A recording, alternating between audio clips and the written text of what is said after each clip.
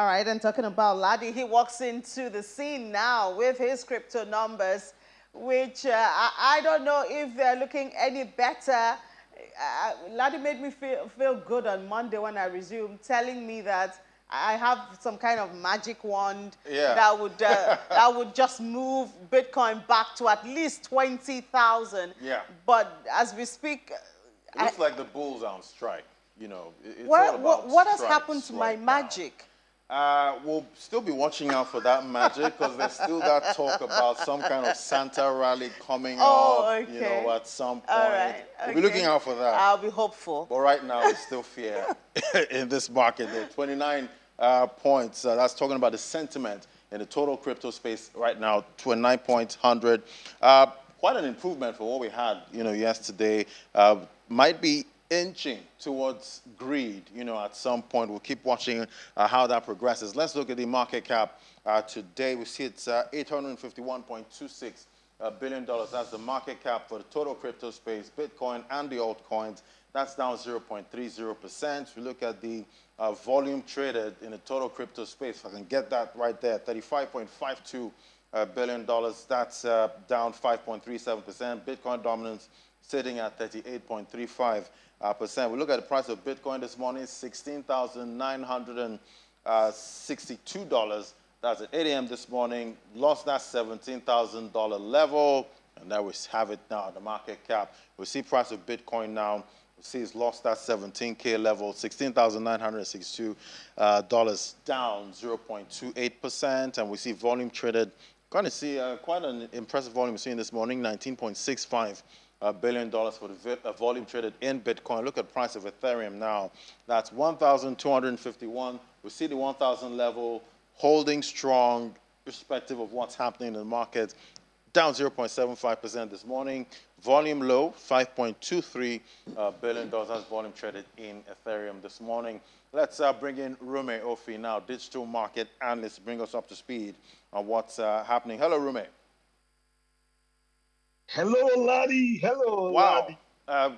Well, someone is excited in this market. Thank God, Rume. Great to have you, Rume. So I got that news. Even though we're having a lot of issues right now with some stable coins, the pegging, we got that information that Tether has launched offshore Chinese Yuan on the Tron blockchain. Tell us more about this.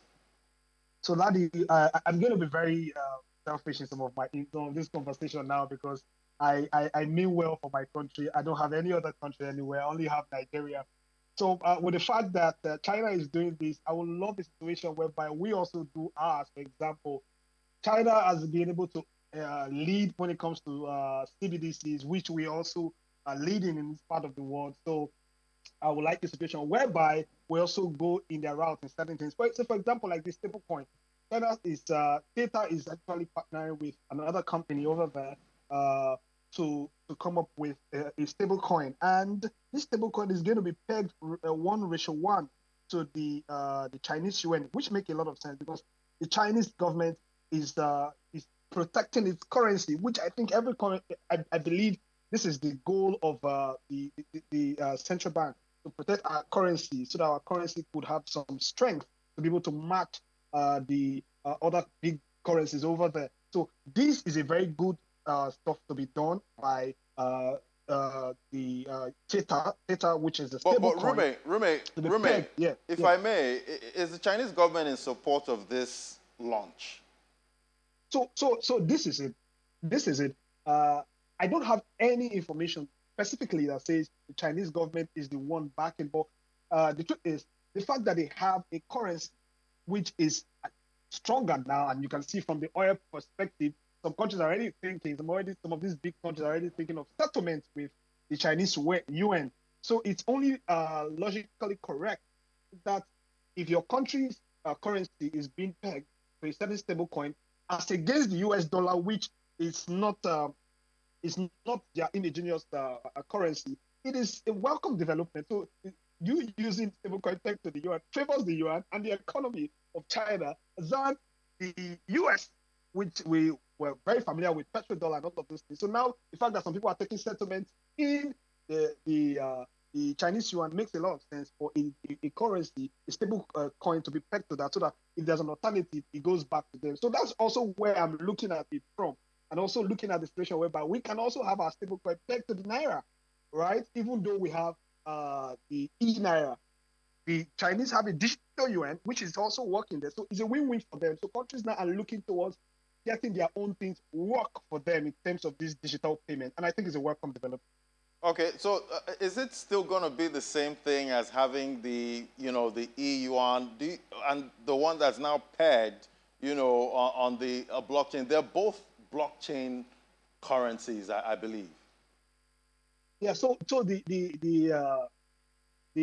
stable coin is owned by a particular company.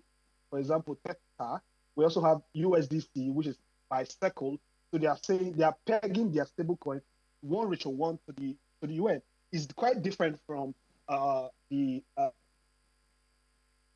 or the e-naira. So if we're having a stable coin, so one is controlled by government, it's more domiciled in government transactions. Then the other is a private entity, making sure that they have some of these futures, right?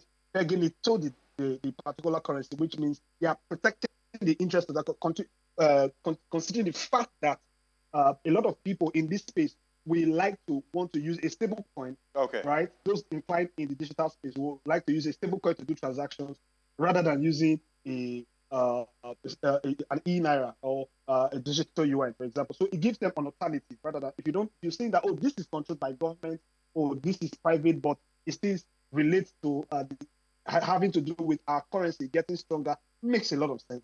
Okay. All right. Still early days for the central bank digital currencies. We'll watch how, adoption grows going forward. Thank you so much, Remy Ofi, digital market analyst. And that's it, for the markets. And Ini, I'm sure, I don't know if you have e-naira yet.